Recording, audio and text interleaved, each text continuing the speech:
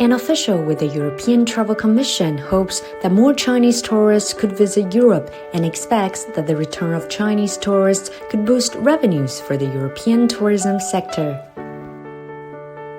Chinese return has been really well awaited here in Europe, and that everyone is really looking forward to seeing the Chinese back. For sure, I think in terms of shopping, we can expect that there will be more sale of luxury products from, for instance, France or Italy. We do hope to see more Chinese in the tourist attractions, to see the Chinese coming back to visit, for instance, Roma or Milano. And of course, with the Chinese tourists coming back, we can expect an increase in terms of overnight, generally speaking. This, of course, will bring an increase in terms of revenue for us. And we hope to see Chinese tourists coming back very soon and very quickly.